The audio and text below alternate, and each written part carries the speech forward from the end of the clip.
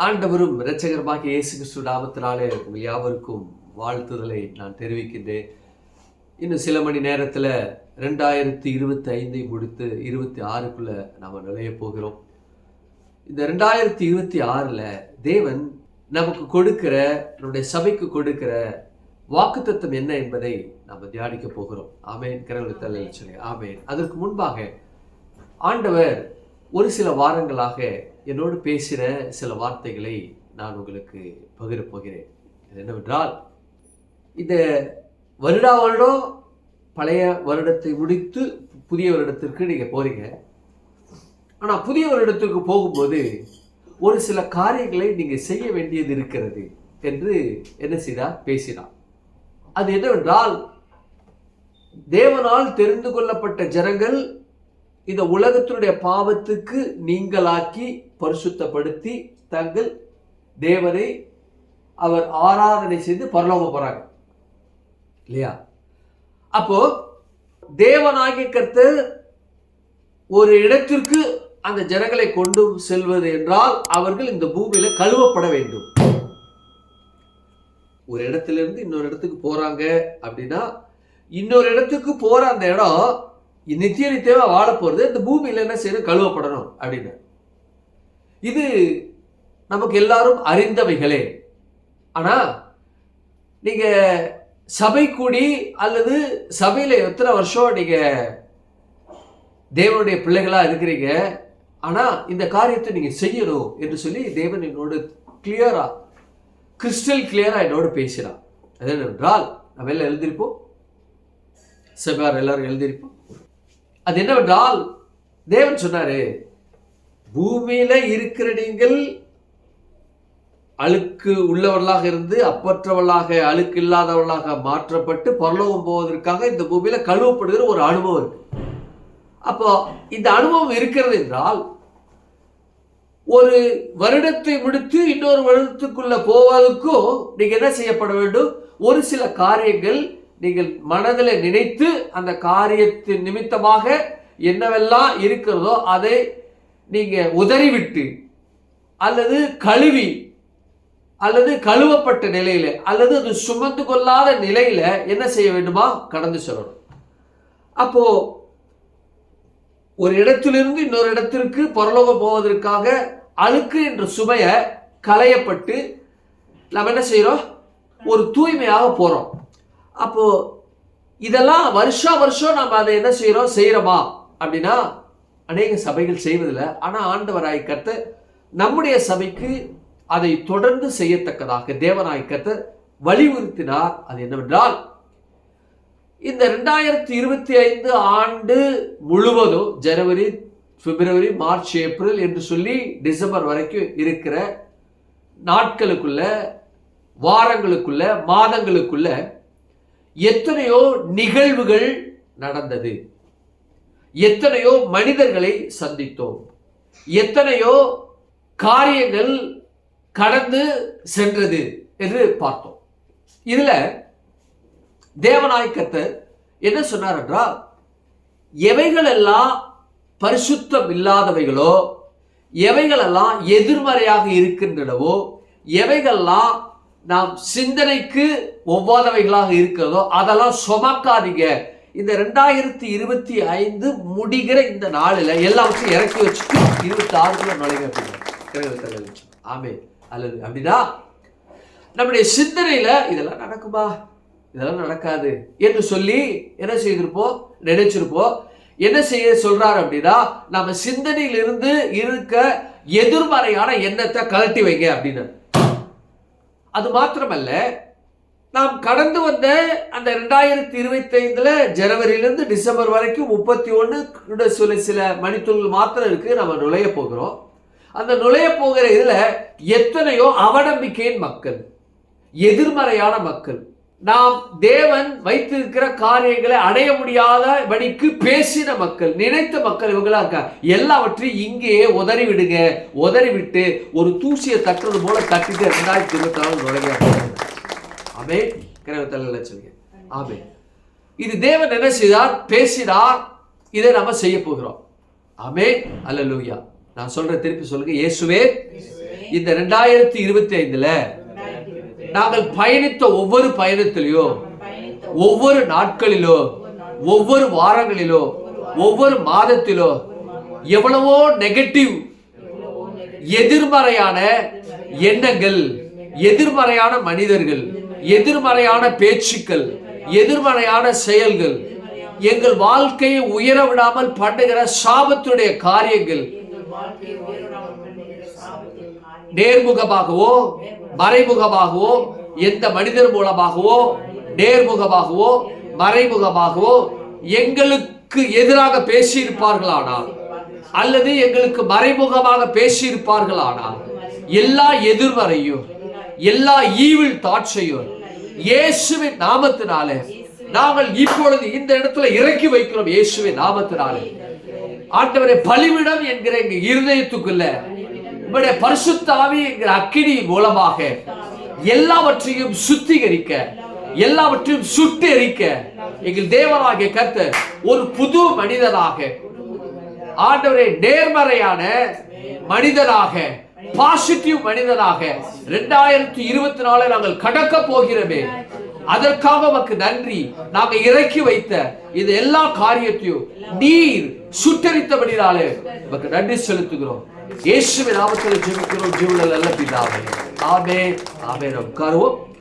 இந்த 2026 அந்த வருடத்திற்கான வாக்கு தத்துவம் என்னவென்றால், ஏசாயா 60ஆம் அதிகாரம் 2ஆம் வசனம் வாசிங்க. ஏசாயா 60:2 வாசிங்க. சத்தமா வாசிங்க. இதோ இருள் பூமியையும் காரிருள் ஜனங்களையும் மூடும், ஆனாலும் உன்மேல் கர்த்தர் உதிப்பார், அவருடைய மகிமை உன்மேல் காணப்படும். கண்களை மூடும். நேசிக்கின்ற எங்கள் பரலோக பிதாவே, குமாரனாகிய நாமத்தினுடைய சமூகத்தில் நாங்கள் வருகிற கர்த்தாவே, ஆண்டவரே, இந்த வாக்குத்தத்த வசனங்கள் எல்லாம் ஆண்டவரை எங்களுக்கு கொடுத்து இதுல பயணிக்க இந்த வார்த்தையானது எங்களுக்குள் ஆண்டவரே ஹல்லேலூயா கிரியை செய்யவும், அது அதனுடைய பலனை நாங்கள் அடையவும் எங்களுக்கு கொடுத்த நல்ல வார்த்தைக்காக உமக்கு நன்றி. கரத்துல ஒப்பு கொடுக்கிறோம். ஆசீர்வதிக, பலப்படுத்துங்க, காத்துக்கொள்ளுங்க. நன்மை நாளை முடிச்சுட்டு இயேசுவின் நாமத்தில் ஜெபிக்கிறோம் ஜீவனுள்ள நல்ல பிதாவே, ஆமென், ஆமென். ஏசாயா 60:2 நான் உங்களுக்காக வாசிக்கட்டும். இதோ இருள் பூமியையும் காரிருள் ஜனங்களையும் மூடும், ஆனாலும் உன்மேல் கர்த்தர் உதிப்பார், அவருடைய மகிமை உன்மேல் காணப்படும். ஆமென், ஹல்லேலூயா. அப்ப 2026 வாக்குத்தத்தமானது தேவனாகிய கர்த்தர் நமக்கு கொடுத்து நம்மை ஆசீர்வதிக்க விரும்புகிறார்.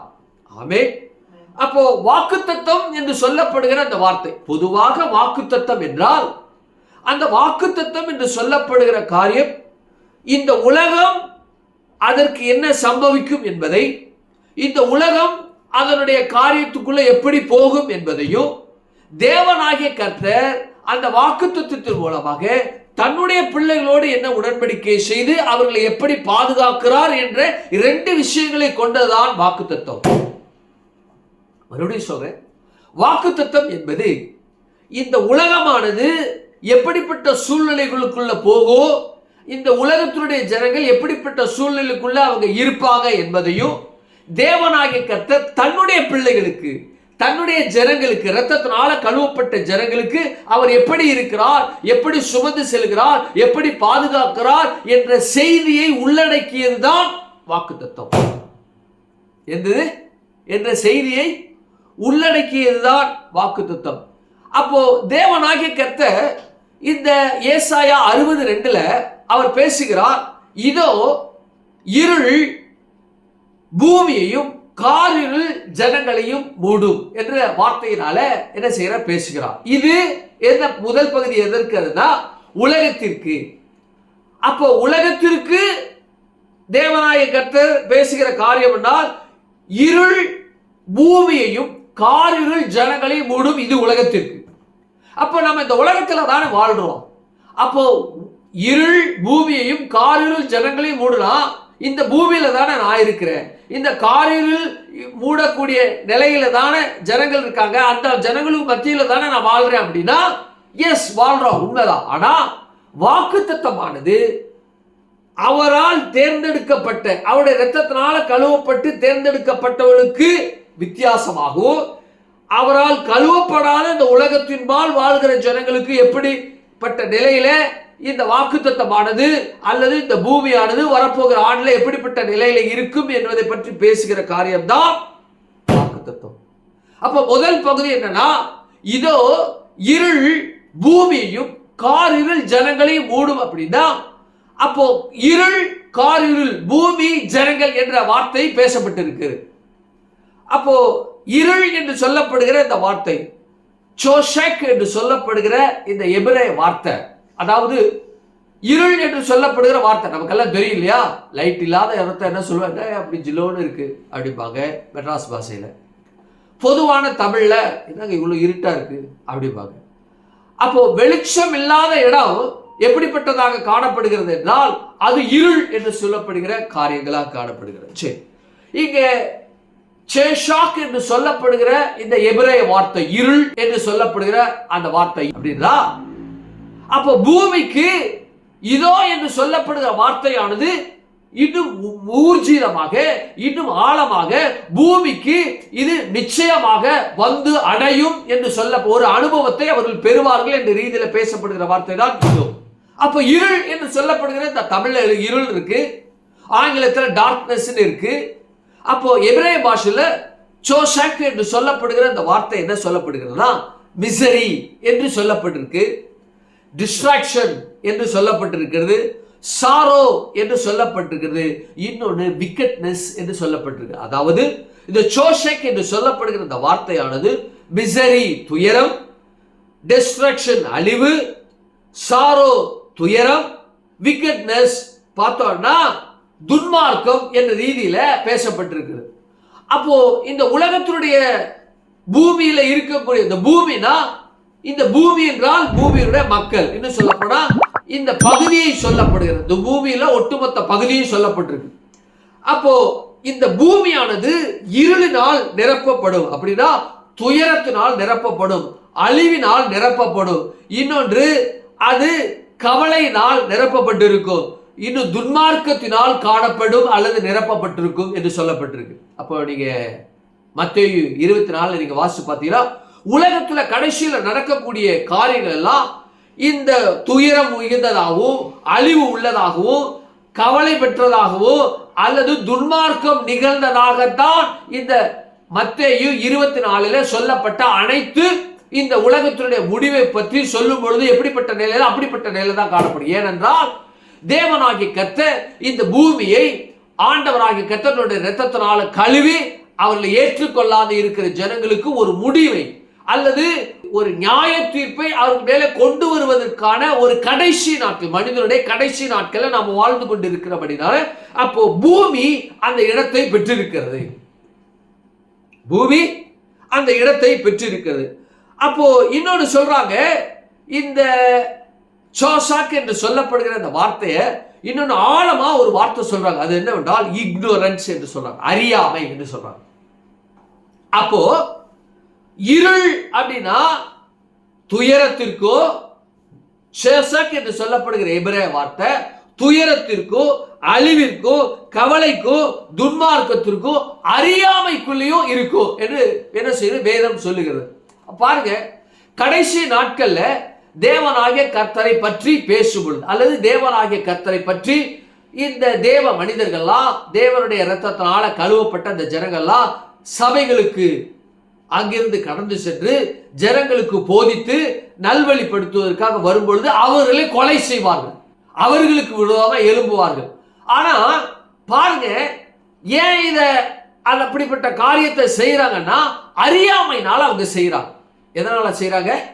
அறியாமைனால செய்யறாங்க. ஏன் அறியாமை அப்படின்னா அவர்கள் சொல்லுவதன் நிமித்தமாக அவங்கள் கண்கள் திறக்கப்பட்டு அவர்கள் சொல்வதற்கு ஏற்ற தங்கள் வாழ்க்கையை அமைத்துக் கொள்வார்களானால், அவர்கள் தங்களுடைய வாழ்க்கையை அமைத்துக் கொள்வார்களானால் அறியாமை என்று சொல்லப்படுகிற சாசக் என்று சொல்லப்படுகிற அந்த காரியத்தின் கடைசியாக இக்னோரன்ஸ் என்று சொல்லப்படுகிற அந்த வார்த்தையிலிருந்து வெளிவந்து அறியாமை என்கிற காரியத்திலிருந்து அறிந்த தெரிந்த தேவனால் தெரிந்து கொள்ளப்பட்ட நிலை அவர்களுக்கு வந்து அறியாமை என்ற காரியங்கள் மறைந்து அறிந்தமை என்ற காரியத்துக்குள்ளாக அவங்க என்ன செய்வாங்க, கடந்து வருவாங்க.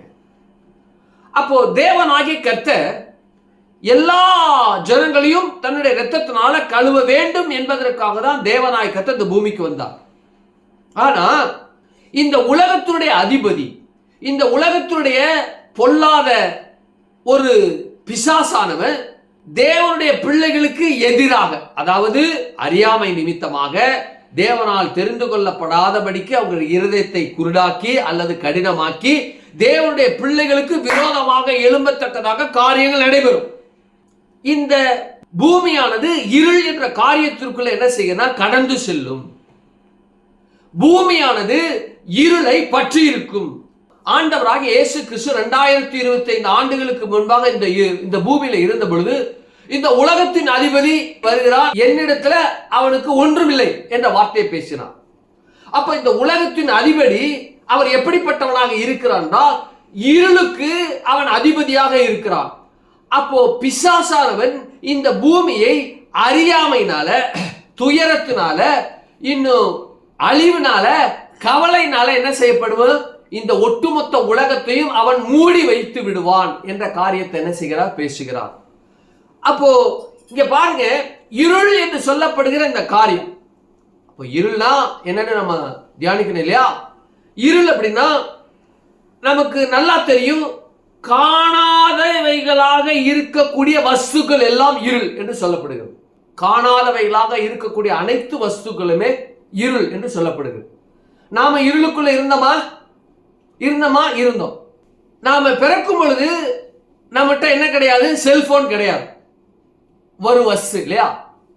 அப்போ பிறக்கும் பொழுது ஒருவேளை 2025 என்ற ஒரு நிலையில ஒரு டைம் டிராவல் பண்ணி நம்ம அப்பாவுக்கோ அல்லது நம்முடைய உறவினருக்கோ, ஏன் நம்ம சின்ன பிள்ளையா இருக்கும் போது செல்போனை ஒன்றா டைம் டிராவல் பண்ணி நம்மகிட்ட கொடுத்துட்டு போறான்னு வச்சுக்கோமே, பார்த்தோன்னே அதிர்ந்துரும்.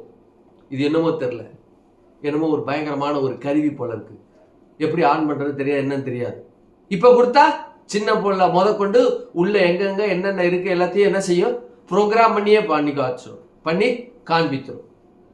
அப்போ நான் சிறு வயதுல இருக்கும் பொழுது எனக்கு அறியாமைனால அல்லது தெரியாததுனால ஒரு பொருள், ஏற்கனவே இருந்த பொருள், வரப்போகிற பொருள் எனக்கு தெரியாது, ஆனா வரப்போதும் தெரியும், ஆனா எனக்கு தெரியும். அப்ப எனக்கு எப்படிப்பட்டதா இருந்தது, இருளாய் காணப்பட்டது. என்னது, இருளாய் காணப்பட்டது. அடுத்தது, வெளிச்சம் இல்லாத இடத்தை என்னன்னு அழைப்பாங்க அப்படின்னா இருள் என்று அழைப்பாங்க.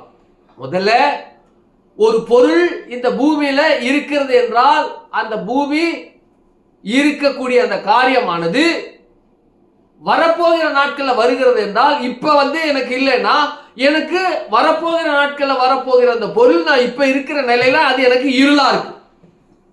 இருளா இருக்கா? இருளா இருக்கு. சொன்னப்போனா இந்த பூமியானது படைக்கப்பட்ட காலத்தில் என்னென்னலாம் இருந்ததோ, எவைகள்லாம் இருந்ததோ அவைகளெல்லாம் ஒரு மிஸ்ட்ரீஸ் போல என்ன செய்யப்பட்டிருக்குன்னா இந்த பூமியில இருக்கிறது. பூமியில இன்னும் இருக்கு. நமக்கு எத்தனையோ கனிமங்கள் இருக்கு. எத்தனை கனிமங்கள் தம்பி? எலிமெண்ட்ஸ் எத்தனை? பீரியாடிக் டேபிள்ல இருக்கக்கூடிய அத்தனையும் வாயுவிலிருந்து, வாட்டர்ல அணுவிலிருந்து கனிமங்கள் வரைக்கும் இருக்கக்கூடிய எல்லாமே என்ன செய்யப்பட்டிருக்கு, நாம கண்டுபிடித்த, ஏற்கனவே இருந்ததை கண்டுபிடிச்சிருக்கோம். அப்போ தாவீதின் காலத்துல இந்த பீரியாடிக் டேபிள் இருந்ததா? இல்ல. ஆனா தாவீதின் காலத்திலே இந்த இப்ப இருக்கக்கூடிய கனிமங்கள், வாயுக்கள், இன்னும் என்னென்னலாம் இந்த ஆட்டம் எல்லாம் இருக்கிறதோ, அணு எல்லாம் இருக்கிறதோ அப்பவும் இருந்தது. ஆனா அவனுக்கு எப்படிப்பட்டதா இருந்து, இருளா இருந்துச்சு. இது போலதான் நமக்கும் இந்த பூமியில இனி வரப்போகிற வஸ்துக்கள் நமக்கு இப்பொழுது இருளா இருக்கு. என்ன இருக்கு? இருளா. தெரியாததுனால, இதுவரைக்கும் வராததுனால அந்த பொருள் இல்லை என்று இல்லை ஆகிவிடாது, அல்லது அந்த பொருள் வராதனால அந்த பொருள் இல்லவே இல்லை அப்படின்னு சொல்ல முடியாது. உண்மைதானா? உண்மைதான். அப்போ என்னுடைய வாழ்க்கையில எப்படிப்பட்டதா காணப்படுது? இருளாய் இருக்கிறது. இரண்டாவது, வெளிச்சம் இல்லாத இடத்தை என்ன செய்வாங்க? இருள் என்று சொல்வாங்க. மூன்றாவது, மறைபொருள் அத்தனையும் இருள் என்று சொல்லப்பட்டிருக்கு. என்ன செய்யப்பட்டிருக்கு? மறைக்கப்பட்ட பொருள்கள் எல்லாமே, மறைபொருள் எல்லாம் இருளுக்கு ஒப்பமையாக சொல்லப்பட்டிருக்கு. உதாரணத்திற்கு நீங்க பாத்தீங்க அப்படின்னா, ஒரு செய்தி இருக்குன்னு வச்சுக்குமே, பழைய ஏற்பாட்டு காலத்துல உரியா அப்படிங்கிற ஒரு மனுஷன் இருந்தான் இல்லையா? அந்த மனுஷன் தன்னுடைய மரண செய்தியை தானே கையில ஏந்திக்கிட்டு போறான். அப்ப மரண செய்தி அவன் கையில ஏந்திக்கிட்டு போகிற அந்த செய்தியானது அவனுக்கு உள்ள என்ன இருக்குன்னு தெரியாத, ஆனா மரணத்தை சுமந்து கொண்டு போகிற ஒரு இருள். இந்த உலகத்தில் இருக்கிற மனுஷனுங்களும் அப்படிதான். இன்றைக்கு 2025 இந்த சில மணி நேரத்துக்குள்ள 2026க்குள்ள நம்ம நுழைய போகிறோம். இந்த சில மணி நேரம் என்று சொல்லப்படுகிற இந்த நேரத்திலையும் 2025 கடக்காமல் மறிக்கின்ற இந்த நேரத்திலையும் மறிச்சவன் இருக்காங்க. அப்ப 2026 அவனுக்கு என்னது? மறைபொருள்.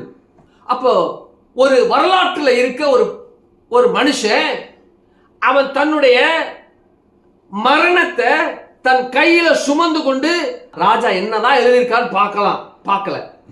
என்னதான் அப்படி செய்தி இருக்கு, அந்த செய்தியை படிக்கல. அவனுடைய மரண ஓலையை, மரண சாசனத்தை அவன் என்ன செய்து கொண்டிருக்கான்? படிக்காம, பார்க்காம, பிரிச்சு பார்க்காம என்ன செய்யும்? உரியா தன்னுடைய சேனை, தாவீது ராஜாவுடைய சேனை தலைவர்கிட்ட கொண்டு போய் கொடுக்குறான். எழுதப்பட்ட வார்த்தைகள் உரியாவிற்கு என்னது? மறைபொருள், இருள். இது மறைபொருள்.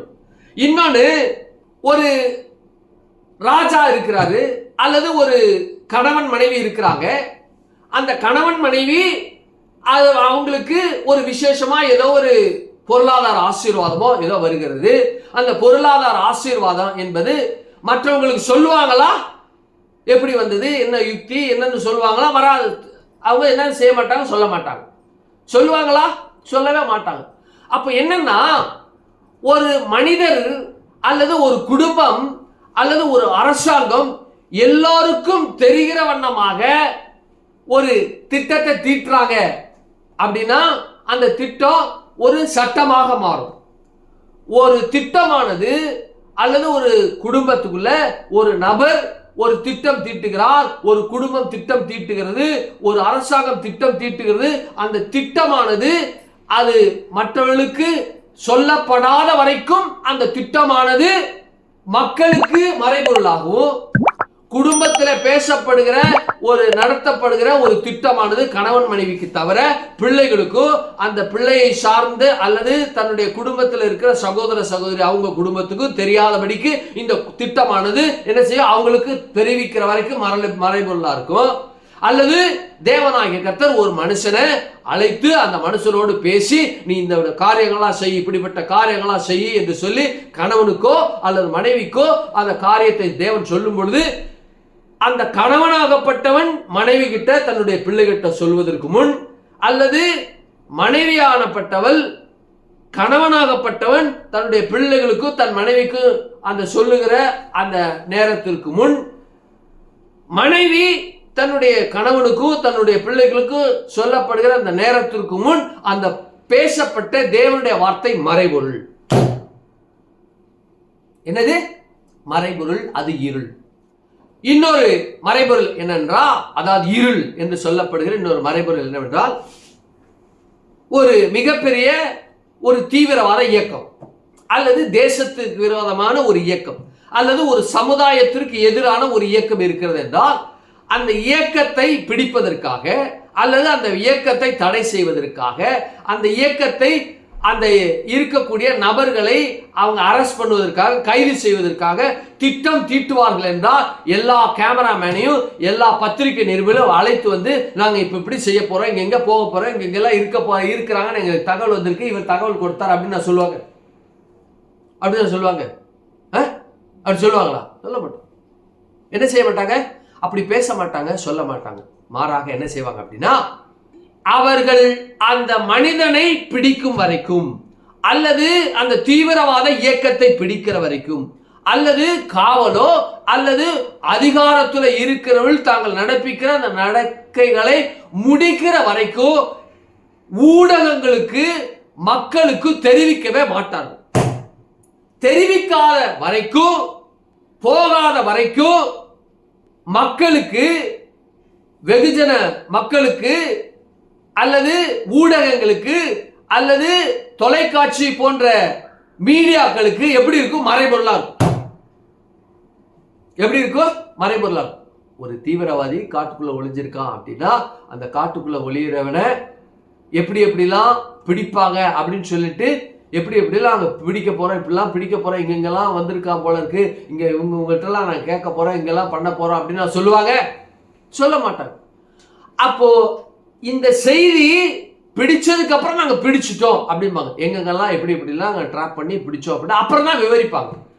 அப்போ பிடிக்கிற வரைக்கும் இருக்கக்கூடிய காரியங்கள்லாம் அது மறைபொருளாய் இருளாய் வெகுஜன மக்களுக்கும் அல்லது இந்த யாரால் பிடிக்கப்படுகிறார்களோ யார் பிடிக்கப்படுகிறானோ அவனுக்கும் இது மறைபொருளா இருக்கும். அப்பதான் அவன் தப்பித்து கொள்ளாதபடிக்கு அந்த காரியத்தை நடப்பிப்பதற்காக அந்த காரியங்களாம் அவனுக்கும் இருளை போல ஒரு மறைபொருளை போல இருக்கும். இன்னொன்னு சொல்றாங்க, இந்த இருள் என்று சொல்லப்படும் பொழுது என்ன சொல்றாங்க அப்படின்னா மரணத்திற்கு ஒப்புமையாக பேசப்பட்டிருக்கிறது. மரணத்திற்கு ஒப்புமையாக பேசப்பட்டிருக்கு. சரி, அடுத்தது பாருங்க, இந்த இருள்லாம் எப்படிப்பட்ட நிலையில இருக்குன்னா ஒரு துயரமா இருக்கு, அழிவு உள்ளதா இருக்கு, துயரம் மிகுந்ததா இருக்கு, கவலை உள்ளதா இருக்கு, துன்மார்க்கமா இருக்கு. அது மாத்திரமல்ல அறியாம இருக்கு. அப்போ இந்த இருளில் இருக்கிற இந்த ஜனங்கள்லாம் எப்படிப்பட்ட நிலையில்னா அறியாம இருக்கிறாங்க, துயரத்துல இருக்கிறாங்க, ரொம்ப கவலையா இருக்கிறாங்க, அழிவின் விளிம்புல இருக்கிறாங்க. இன்னும் சொல்ல போனா அழிவுக்குள் அவர்கள் வாழ்ந்து கொண்டு இருக்கிறார்கள் என்ற வார்த்தை என்ன செய்ய பேசப்பட்டிருக்கிறது. என்ன செய்யப்பட்டிருக்கு? பேசப்பட்டிருக்கு. அப்போ பூமியானது என்ன செய்யும்னா இருளால் மூடப்பட்டு இருக்கும், இருளால் மூடி இருக்கும். அப்படின்னா தேவனுடைய வசனம் பரவாமல் அல்லது தேவனுடைய வார்த்தை அவர்களுக்கு வராமல் இந்த மறைபொருளாய் அவர்களுக்கு இருளை போல ஒரு மரணத்தை போல அவங்க என்ன செய்யப்பட்டிருக்கோ இருக்கும் என்று சொல்லப்படுகிற வார்த்தை தான் இருள் பூமியை மூடும் என்கிற வார்த்தை. அடுத்தது காரிருள் ஜனங்களை மூடும் என்று சொல்லப்பட்டது. இருள் என்று சொல்லப்பட்டிருக்கு நமக்கு தெரியும். அது என்ன காரிருள் அப்படின்னா இந்த காரிருளை பற்றி பேசும் பொழுது என்ன சொல்றாங்க அப்படின்னா அதாவது கிராஸ் டார்க்னஸ் என்ற வார்த்தை பேசுறாங்க. அதாவது எபிரேய வார்த்தையில அராஃபால் என்று சொல்லப்படுகிற அராஃபல் என்று சொல்லப்படுகிற வார்த்தையினால் எபிரேய வார்த்தையினால இது பேசுகிறார். அதாவது ஹெவி டார்க்னஸ், திக் டார்க்னஸ், இன்னொன்று டார்க்னஸ் ஆஃப் ஹெல் அல்லது டார்க்னஸ் ஆஃப் ஆல் அப்படிங்கிறாங்க. இத எப்படி சொல்றாங்க அப்படின்னா காரிருள் அப்படின்னா இந்த காரிருள்ல எதை அவங்க வேத வல்லுநர்களா அவங்க வகைப்படுத்துறாங்க அப்படின்னா பிறவிலேயே ஒரு மனிதன் குருடாக இருக்கிறான் என்றால் அவனுக்கு அந்த வெளிச்சம் என்பது காரிருளை போல இருக்கும் அப்படிங்கிறாங்க.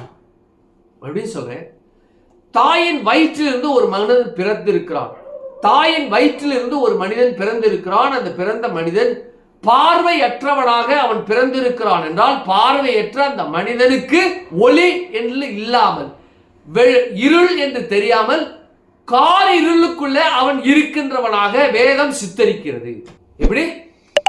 காரிருளுக்குள்ள அந்த மனிதன் வாழ்கிறவனாக வேதம் சித்தரிக்கிறது. அடுத்தது இந்த இருள் என்று சொல்லப்படுகிற காரிருள் என்று சொல்லப்படுகிற இந்த வார்த்தை எவை அவைகளை பற்றி பேசுகிறது அப்படின்னா நரகத்திற்கு ஒப்பமையாக பேசப்பட்டிருக்கிறது.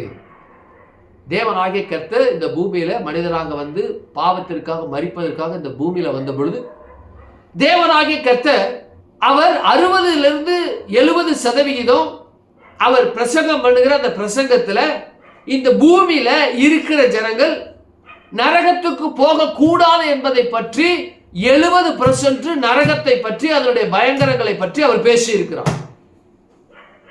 அங்கே இருள் இருக்கும். அங்க இருள் என்று சொல்லப்படுகிற அந்த வார்த்தையானது அராஃபல் என்று சொல்லப்படுகிற வார்த்தை அங்க பேசப்பட்டிருக்கு. என்னன்னா அங்கே சொல்லப்படுகிற அந்த நரகம் என்று சொல்லப்படுகிற இந்த இடத்துல கொஞ்சம் கூட என்ன கிடையாது, வெளிச்சம் என்பது இல்லை. எப்படி பிறவிக்குருடன் வெளிச்சம் என்பதை அவன் காணாதபடிக்கு இருக்கிறானோ இந்த நரகத்திலையும் காரிருள் இருக்கும், அங்கே அழுகையும் பற்கடிப்பும் உண்டாயிருக்கும் அப்படின்னு சொல்றாங்க. அவியாத அக்கினி அங்கே இருக்கும் என்று சொல்றாங்க. அப்ப பாருங்க, அந்த ஜனங்கள் அதாவது கண்டறிந்த ஜனங்களும் கண்ணில்லாத ஜனங்களும் அங்க போவாங்க, இயேசுவை ஏற்றுக்கொள்ளாதவங்க. கண் தெரிந்து நன்றாய் வாழ்ந்து கொண்டு இருக்கிற ஜனங்கள் இயேசுவை ஏற்றுக்கொள்ளாமல் அங்கே கடந்து செல்வார்களானால் கண்ணு தெரியாதவங்களும் கண்ணு தெரிந்தவங்களும் அங்க போய் கண் தெரியாத நிலையில இருக்கக்கூடிய எப்படி காரிருள் இருக்குமோ அதை போல அங்க இருப்பாங்க அப்படின்னு சொல்றாங்க.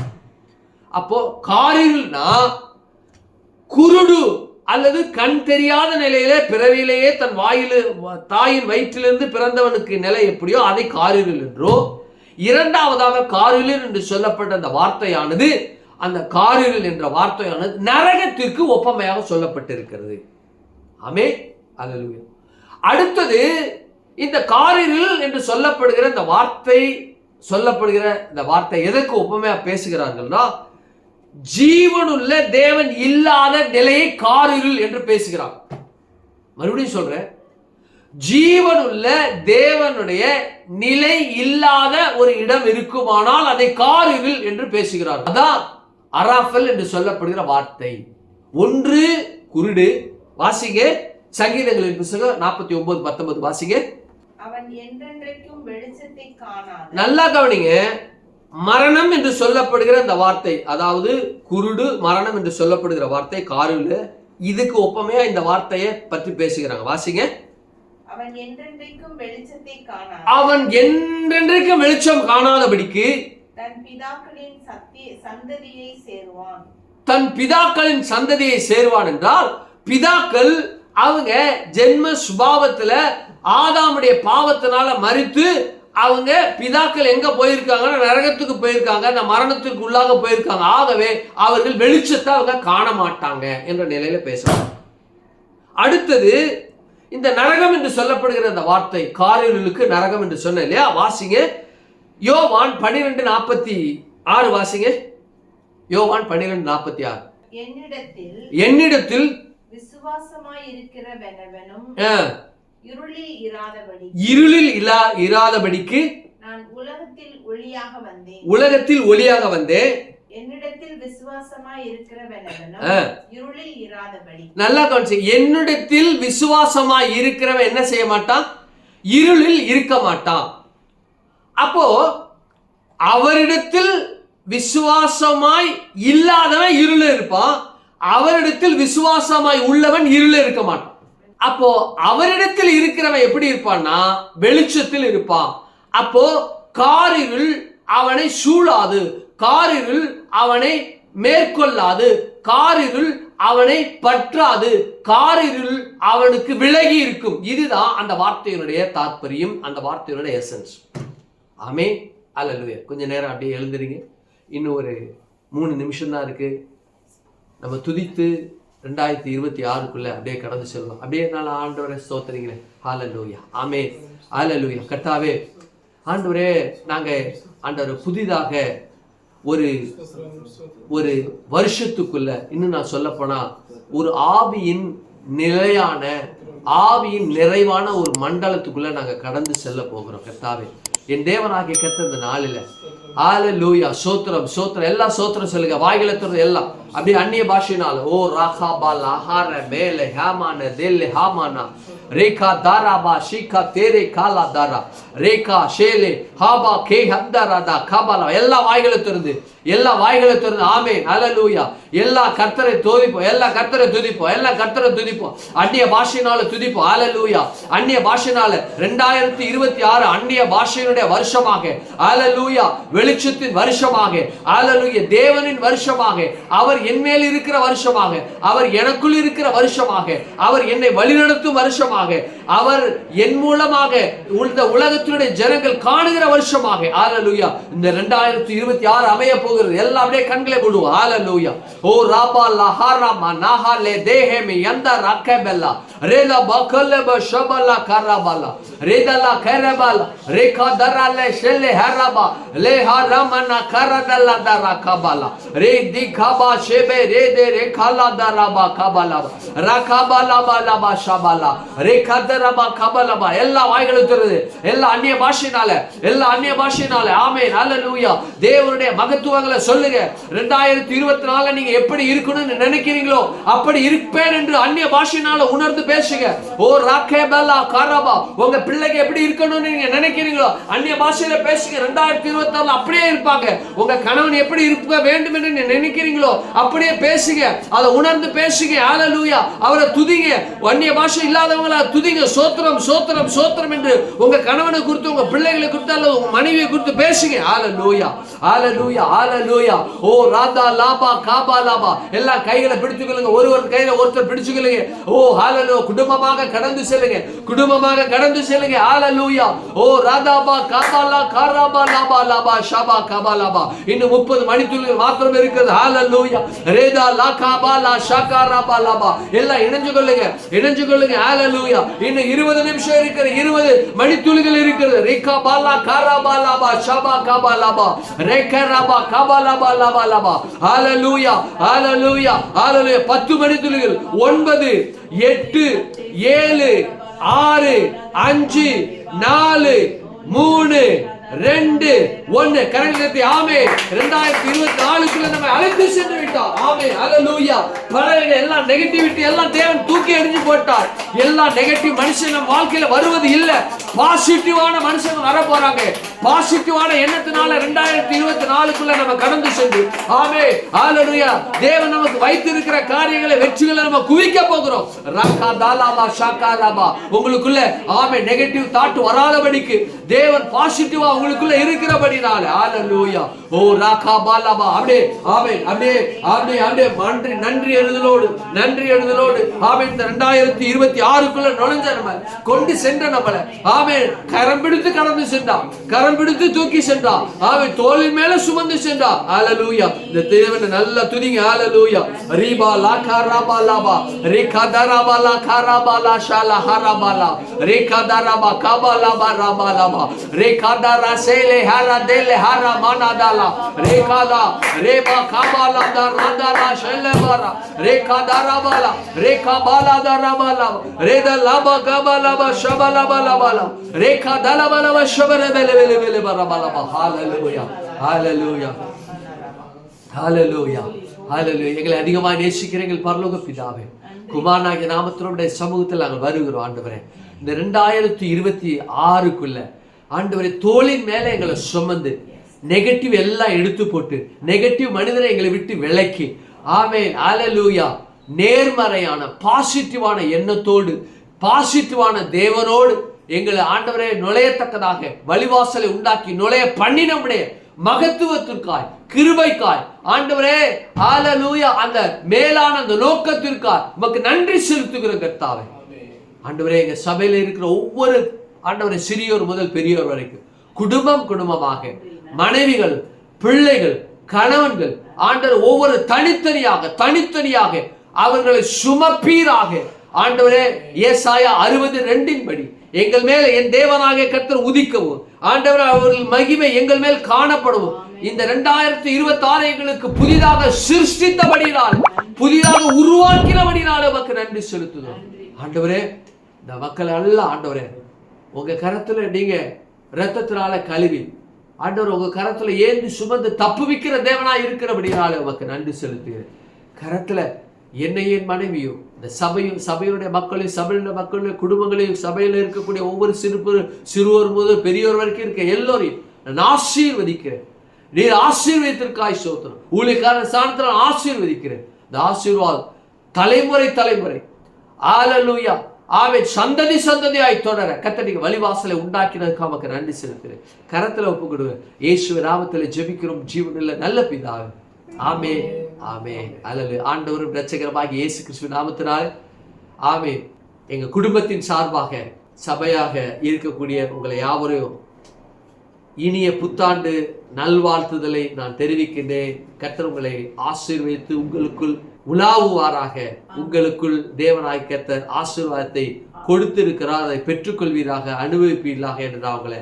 ஆசீர்வதிக்கிறேன். ஆமென், ஆமென். வலைதளங்களில் உலகெங்கும் பார்த்து கொண்டு இருக்கிற ஜனங்கள் உங்கள் யாவரையும் என்னுடைய சார்பில், என் குடும்பத்தில் சார்பில், எங்களுடைய சபை திருத்துவ ஆசரிப்பு கூடாத இந்த திருச்சபை, அந்த பிள்ளைகள் அதனுடைய சார்பில் உங்கள் யாவரையும் 2026 வாழ்த்துதலை நான் தெரிவிக்கின்றேன். இந்த வாழ்த்துதல் உங்களுக்குள்ள, உங்கள் சந்ததிகளுக்குள்ள என்றென்றும் இழைக்க, என்றென்றும் அது கடந்து வர நான் உங்களை ஆசீர்வதிக்கிறேன். கர்த்தர் உங்களை ஆசீர்வதிப்பாராக. ஆமென். ஆமென். அல்லேலூயா. மீண்டும் ஆண்டவரும் இரட்சகருமாய் இயேசு கிறிஸ்து நாமத்தில் 2026 புது வருட வாழ்த்துதலை ஏசாயா 60:2 தேவனாகிய கர்த்தர் உங்கள் மேல் உதிக்கவும் அவருடைய மகிமை உங்கள் மேல் காணப்படவும் நான் உங்களை ஆசீர்வதிக்கிறேன். ஆசீர்வாதம் என்று தக்க தேவன் உங்களை ஆசீர்வதிப்பாராங்க. ஆமென், ஆமென். அல்லேலூயா. அடுத்தது, அப்போ காரிருள் என்று சொல்லப்படுகிற இந்த வார்த்தையானது தேவனுடைய மக்கள் அவருடைய நம்பிக்கை, அவர் மேல் விசுவாசம் உள்ளவர்களாக இருக்கிறவர்களுக்கு வெளிச்சம் உதிக்கும். அவர் மேல் நம்பிக்கை இல்லாதவர்களுக்கு காரிருள், அவர்கள் சூழப்பட்டு காரிருளுக்குள்ள அவங்க இருப்பாங்க என்ற வேதத்தில் சொல்லப்பட்டு. அடுத்தது நாம் வாசித்தோம்னா, ஜீவனுள்ள தேவன் இல்லாத ஒரு நிலைமையே, காரிருளுக்குள்ள வாழ்வதற்கான ஒரு நிலைமையே இந்த காரிருளை பற்றி பேசும் பொழுது என்ன சிறங்க பேசுறாங்க. என்னன்னா, ஏற்கனவே அவர்கள் ஆதாமின் வித்தினால இருக்கிறபடினால தாயின் கர்ப்பத்திலேயே அவங்க எப்படி இருக்கிறாங்க, மரித்து இருக்கிறாங்க. மரித்து இருக்கிற அவர்களுக்கு ஒரு உயிர்த்தெழுதல் தேவை.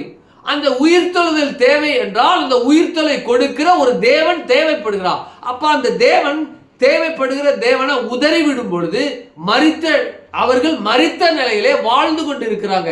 அப்ப மரித்த நிலையிலே வாழ்ந்து கொண்டு இருக்கிற அந்த ஜனங்கள் மரிக்கும் பொழுது அவங்க எங்க கடந்து செல்வாங்க, இன்னொரு இருளுக்குள்ள போவாங்க. அப்போ இருளில் இருக்கிற ஜனங்கள் பெரிய வெளிச்சத்தை காணாதபடிக்கு அவர்கள் கடந்து போவார்களானால் இன்னொரு இருளுக்குள்ள போவாங்க. அந்த இருளை பற்றி பேசுகிற அந்த இடம்தான் நரகம். அந்த நரகத்தை பேசுகிற ஒரு உவமை சொல்லு அல்லது அதை பற்றி பேசுகிற மறைபொருளான ஒரு சொல்லு என்னவென்றால் காரிருள் என்று சொல்லப்பட்டது. இது என்னன்னா பூமிக்கு சம்பவிக்கிறது. அடுத்தது இன்னொரு பகுதி இருக்கு. அது என்னவென்றால், ஆண்டவருடைய இரத்தத்தினால கழுவப்பட்ட தன்னுடைய ஜனங்களுக்கு 2026 எப்படிப்பட்ட நிலையில அவங்க இருப்பாங்க, எப்படிப்பட்ட நிலையில அவங்க வாழ்வாங்க, தேவனாகிய கர்த்தர் அவர்கள் எப்படிப்பட்ட காரியங்களை செய்வார் என்கிற காரியத்தை பற்றி பேசப்பட்டிருக்கிறது. என்னன்னா, உன்மேல் கர்த்தர் உதிப்பார் என்று சொல்லப்பட்டிருக்கிற அந்த காரியம் என்னன்னா, the Lord shall rise upon thee என்று சொல்லப்பட்டிருக்கு. அதாவது தேவனாகிய கர்த்தர் இங்கே சொல்லப்பட்டிருக்கிறது உதிப்பார் என்று சொல்லப்பட்டிருக்கிறது. இங்கே ரைஸ் என்று சொல்லப்பட்டிருக்கு. REISE. ரைஸ் என்றால் எழுகிறது அல்லது எழுந்து வருது அல்லது ஒரு இடத்திலிருந்து இன்னொரு இடத்திற்கு நகர்ந்து தெரிவது என்ற ரீதியில என்ன செய்யப்பட்டிருக்கு, பேசப்பட்டிருக்கு. ஆங்கிலத்தில் அரைஸ் என்று சொல்லப்பட்டிருக்கு. தமிழில் உதிப்பார் அப்படின்னு சொல்லப்பட்டிருக்கு. அப்போ அரைஸ் இந்த சொல்லப்படுகிற அந்த வார்த்தையும் உதிப்பார் என்று சொல்லப்படுகிற வார்த்தையும் எப்படி அவங்க பேசுறாங்க, வேத உள்ளனா பேசுறாங்க அப்படின்னா, வாசிங்க 1:3 வாசிங்க. ஆதியாகமத்தின் புத்தகம் 1:3. தேவன் வெளிச்சம் உண்டாவது என்றார். வாசிங்க ஆதியாகமத்தின் புத்தகம் 1:3 வாசிங்க. தேவன் வெளிச்சம் உண்டாக கடவது என்றார். வெளிச்சம் உண்டாயிற்று. வெளிச்சம் உண்டாயிற்று. வெளிச்சம் நல்லது என்று தேவன் கண்டார். வெளிச்சம் நல்லது என்று தேவன் கண்டார். முடிவு. அப்போ இங்க சொல்லப்பட்டிருக்கு அவர் மேல் உதிப்பார், அவன் மேல் உதிப்பார். என்னது தமிழ்ல இருக்கு, the Lord shall rise upon thee அப்படின்னா அரைஸ் என்று சொல்லப்படுகிற வார்த்தை. இந்த அரைஸ் என்றும் உதிப்பார் என்று சொல்லப்படுகிற அந்த வார்த்தையும் எதை அவர்கள் பேசுகிறார்கள், எதை பற்றி பேசுகிறார்கள், ஒளியை பற்றி பேசப்படுகிற வார்த்தைகள் தான் அவைகள். ஒளியை பற்றி பேசப்படுகிற வார்த்தை. ஒருத்த காட்டில் மாட்டிட்டான், காட்டில் நடு காடு, அந்த காட்டு நடு காட்டில் ஏதாவது ரோடு இருக்கும், அங்கெல்லாம் எலக்ட்ரிக் போஸ்ட் லைட்டெல்லாம் ஸ்ட்ரீட்லாம் இருக்கிற மாதிரி இருக்குமா, இருக்குமா, இருக்குமா, இருக்கவே இருக்கு. நடு காட்டில் இந்த கேரளா சைடு இன்னும் கொடைக்கானல் போகிற அந்த காடு, இன்னும் இந்த முதுமலை அந்த ஏரியா, அங்கெல்லாம் எல்லாம் எப்படி கொல்லிமலை அந்த மாதிரி அந்த இடத்துல போகிற ரோட்லலாம் அந்த மலைப்பாதைகள் எல்லாம் லைட் இருக்குமா? இருக்க. எப்படி இருக்கும்? லைட் இருக்கு. தூரத்தில் ஏதோ ஒரு கார் வருது, கிட்டத்தட்ட ஒரு 5 கிலோமீட்டர் ஒரு 10 கிலோமீட்டர் நேராக இருக்கக்கூடிய நெடுக இருக்கக்கூடிய ஒரு பாதை இருக்குன்னு வச்சுக்கோமே. அந்த பாதையில் இங்கே நடு காட்டுக்குள்ளே இருக்கிற அந்த அந்த வெளிச்சத்தை போய் எங்கே பார்த்தாலும் இருட்டா இருக்கு. ஒரு இடத்துல மட்டும் பாயிண்டாக ஏதோ ஒரு சின்னதாக ஒரு விளக்கு தெரியும். அப்பாடா, யாரோ வர்றாங்களா? எங்கே சுடர் இருக்கிறதோ அங்கே என்ன இருக்கும்? வெளிச்சம் இருக்கும். மறுபடியும் சொல்றேன், எங்கே சுடர் இருக்கிறதோ அங்கே என்ன இருக்கும்? வெளிச்சம் இருக்கும். இந்த சுடர் என்று சொல்லப்படுகிற, வெளிச்சம் என்று சொல்லப்படுகிற இந்த காரியம் தேவனாகிய கர்த்தர் 2026 தன்னுடைய பிள்ளைகளுக்கு எப்படி இருப்பார்னா, அவர்கள் மேல் உதிப்பார்கள். அவர்கள் மேல், இந்த தேவனுடைய இரத்தத்தினால கழுவப்பட்ட ஜனங்கள் மேல் நம்முடைய தேவனாகிய கர்த்தர் உதிப்பார். ஆமென். அப்போ ஆண்டவராகிய இயேசு கிறிஸ்து இந்த பூமியில 2025 ஆண்டுகளுக்கு முன்பாக இருந்தபோது அவர் சொல்றாரு, நான் உலகத்திற்கு எப்படி இருக்கிறேன்? ஒளியாய் இருக்கிறேன். வாசிங்க 1 யோவான் 1:5 வாசிங்க. தேவன் ஒளியாய் இருக்கிறார். தேவன் ஒளியாய் இருக்கிறார். அவரில் எவ்வளவேனும் இருளில்லை. இருளில்லை. இது நாங்கள் அவரிடத்தில் கேட்டு உங்களுக்கு அறிவிக்கிற விசேஷமாய் இருக்கிறது. அறிவிக்கிற விசேஷமாய் இருக்கிறது. சரி, என்ன கவனிங்களேன், என்ன கவனி. தேவன் ஒளியாய் இருக்கிறதுனால அந்த ஒளியின் தேவன் எந்த மனுஷனுக்குள்ள அவர் இருக்கிறாரோ, எந்த மனுஷனுக்குள்ள அவர் உலாவுகிறாரோ, எந்த மனுஷனுக்குள்ள அவர் வியாபித்து இருக்கிறாரோ, அந்த மனுஷனில் இருந்து என்ன செய்யும்? ஒளி உண்டாகும், ஒளி உதிக்கும். மறுபடியும் சொல்றேன், ஒளியின் தேவன் எந்த மனுஷனுக்குள் வியாபித்து அந்த எந்த மனுஷனுக்குள் உலாவுகிறாரோ அந்த மனுஷனுக்குள் இருந்து தேவனாகிய கர்த்தர் உதிப்பார். அந்த மனுஷனுக்குள்ள இருந்து அரைஸ் என்ற வார்த்தையானது அந்த மனுஷனுக்குள்ள இருந்து என்ன செய்யணும்? ஆகையினால்தான் நீங்க உலகத்துக்கு எப்படி இருக்கீங்க? வெளிச்சமா இருக்கிறீர்கள். ஏன் வெளிச்சமா இருக்கிறீர்கள் என்று சொன்னார் என்றால், அந்த வெளிச்சத்தின் தேவன் அந்த மனுஷனுக்குள்ள வாழ்கிறார். அந்த மனுஷனுக்குள்ள உலாவுகிறபடினால அந்த மனுஷனுக்குள்ள இருக்கிற அந்த தேவனாகிய கர்த்தர் தன்னுடைய ஒளியை மற்றவர்களுக்கு காணத்தக்கதாக தேவனாகிய கர்த்தர் அந்த மனுஷனுக்குள்ள இருந்து 2026 இந்த ஆண்டு முழுவதும் அந்த மனுஷனுக்குள்ள பிரகாசிப்பார், உதிப்பார்.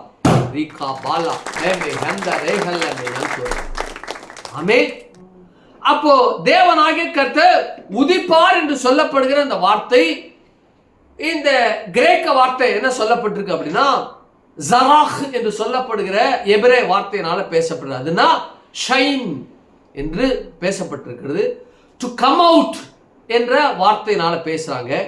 அடுத்தது இந்த ஜராஹ் என்று சொல்லப்படுகிற அந்த வார்த்தை அப்பியர் என்று சொல்லப்பட்டிருக்கிறது.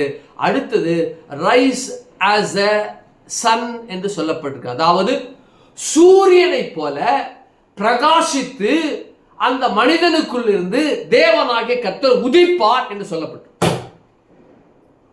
ஒரு தகவலை சொல்றேன், இயேசுவின் இரத்தத்தினால கழுவப்பட்ட எந்த மனுஷனும், எந்த மனுஷியும் அல்லது எந்த குடும்பமும், பரலோகமும் ஆவிக்குரிய மண்டலமும், தனி நபராக இருக்கட்டும் அல்லது கணவனோடு இருக்கட்டும் அல்லது தனி பெண்ணாக இருக்கட்டும் அல்லது குழந்தைகளாக இருக்கட்டும், அந்த குழந்தைகள் முழுவதும் இயேசுவை நம்பி ரட்சிக்கப்பட்டிருக்கிறார்கள் என்றால், கணவன் மனைவி அந்த 2 பிள்ளைகள் இருப்பார்களா, மொத்தம் 4 பேரும் பரலோகம் எப்படி உற்று நோக்குகிறது என்றால், அந்த பிள்ளைகளில் இருந்து ஒளியை காண்கின்றதாக ஒட்டுமொத்த பரலோகமும் காணும், ஒட்டுமொத்த மரித்த பரிசுத்தவான்களும் காண்பார்கள், ஒட்டுமொத்த தேவ தூதர்களும் காண்பார்கள். அப்போ அந்த குடும்பம் எந்த இடத்துல வியாபித்து எந்த இடத்துல வாழ்கின்றார்களோ அந்த வீடு முழுவதும் இந்த உலகம் இதுவரைக்கும் கண்டிராத ஒளி அந்த வீட்டில் இருந்து வீசிக்கொண்டு இருக்கிறதை அவர்கள் பார்ப்பார்கள். ஆவிக்குரிய மண்டலமும் தேவ தூதர்களும் ஆவிக்குரிய மரித்த பரிசுத்தவான்களோ. ஒரு அபார்ட்மெண்ட்ஸ் இருக்கு. அந்த அபார்ட்மெண்ட்ஸ்ல மொத்தம் 20 ஃப்ளோர் இருக்கு. 12வது ஃப்ளோர்ல இயேசுவோட இரத்தத்தினால கழுவப்பட்டவங்க இருக்கிறாங்க. 10வது ஃப்ளோர்ல இயேசுவோட ரத்தத்தினால கழுவப்பட்டவங்க இருக்கிறாங்க. கடைசி 20வது ஃப்ளோர்ல இயேசுவோட ரத்தத்தினால கழுவப்பட்டவங்களா இருப்பாங்கன்னா, இந்த 12வது ஃப்ளோரோ இந்த 10வது ஃப்ளோரோ இந்த 20வது ஃப்ளோரோ எப்படி இருக்கும்னா, எல்லா திசைகளிலிருந்தும் மகா கதிர்வீச்சு போல மகா பிரைட்டான மகா ஒளி அந்த குடும்பத்திலிருந்து அந்த அந்த அந்த அந்த வீடு அந்த அபார்ட்மெண்ட்ஸ் முழுவதும் என்னன்னாக்கா, அந்த மற்றெல்லாம் இருளா இருக்கும். 10வது 12வது 20வது அபார்ட்மெண்ட்ஸ் எல்லா திசைகளும் ஒளி வீசிக்கொண்டு இருப்பதை ஒட்டுமொத்த பரலோகமும் மரித்த பரிசுத்தவான்களும் தேவதூதர்களும் காண்பார்கள். ஏன்? பிரகாசம், ஒளியின் தேவன் அவர்களுக்குள்ள இருக்கிறபடினால. ஆமென். இந்த 2026 இந்த உலகத்தில் எல்லா ஜனங்களும் இயேசுவோட இரத்தத்தினால கழுவப்பட்ட இந்த ஜனங்களுக்குள்ள இருளில் இருக்கிற ஜனங்கள் பெரிய வெளிச்சத்தை காணத்தக்கதாக ஒளியின் தேவனை நமக்குள்ள இருந்து பார்ப்பார்கள் என்று தேவனாகிய பேசுகிறார். ரொம்ப அற்புதமான ஒரு வார்த்தைங்க. ஜராக் என்று சொல்லப்படுகிற வார்த்தை. என் மேல உதிப்பாரா? ஏன்னா ஏற்கனவே ரட்சிக்கப்பட்ட நிலையில நான் உதித்து கொண்டுதான் இருக்கிறேன். இப்போ வாக்குத்தத்தம் சொல்லுகிறது, இந்த பூமியில எப்படிப்பட்ட நாள்ல எப்படிப்பட்ட நிலையில இந்த வருஷம் முழுவதும் இல்ல ஜீவிய நாட்கள் முழுவதும் எப்படி இருப்பேன்னா, தேவனாகிய கர்த்தர் என் மேல உதிக்கிறத, என் மேல தேவனுடைய மகிமை உதிக்கிறது ஜனங்கள் ஒட்டுமொத்த ஜனங்களை காண்பார்கள். ஆமென் ஆமென். வாசிங்க சங்கீதங்களின் புத்தகம் 36:9 வாசிங்க. ஜீவ ஊற்று உம்மிடத்தில் இருக்கிறது, ஜீவ ஊற்று உம்மிடத்தில் இருக்கிறது, உம்முடைய வெளிச்சத்திலே வெளிச்சம் காண்கிறோம். உம்முடைய வெளிச்சத்திலே வெளிச்சம் காண்கிறோம். எந்த ஜீவ ஊற்ற நம்ம பருகி தாகம் இல்லாத நிலையில இரத்தத்தினால கழுவப்பட்டு இருக்கிறோமோ, எனக்குள்ள எப்படிப்பட்ட நிலையில இருக்குன்னா, எனக்குள்ளே ஒளி இருக்கு. வெளிச்சத்திலிருந்து வெளிச்சத்தை காண்கிறதாக என்னுடைய வாழ்க்கையானது 2024 அமையும். ஆமென். வெளிச்சம் என்று சொல்லப்படும் பொழுது அந்த வெளிச்சத்திற்கு விரோதமாய், அந்த வெளிச்சத்திற்கு மேல எந்த விதமான வல்லமை, எந்த விதமான இருள் அதை மூட முடியாது, அதற்கு ஏற்ற விதமாக காரியங்களை செய்ய முடியாது என்கிற காரியம் தான் இருள்கள். மறுபடியும் சொல்றேன், வெளிச்சம் என்றால் இருள் அதை என்ன செய்யாது மூட முடியாது. இருளானது வெளிச்சத்தின் மேல ஆதிக்கம் செலுத்த முடியாது. இருளானது வெளிச்சத்தை தன் காலின் கீழே வைக்க முடியவே முடியாது. வாசிங்க யோவான் 1:2-3-4 வாசிங்க. யோவான் 1ஆம் அதிகாரம் 3-4. இருந்தது, அந்த வார்த்தை தேவனிடத்தில் இருந்தது, அந்த வார்த்தை தேவனாய் இருந்தது, அவர் ஆதியிலே தேவனோடு இருந்தார், சகலமும் அவர் மூலமாய் உண்டாயிற்று, உண்டானதொன்றும் அவராலே இல்லாமல் உண்டாகவில்லை.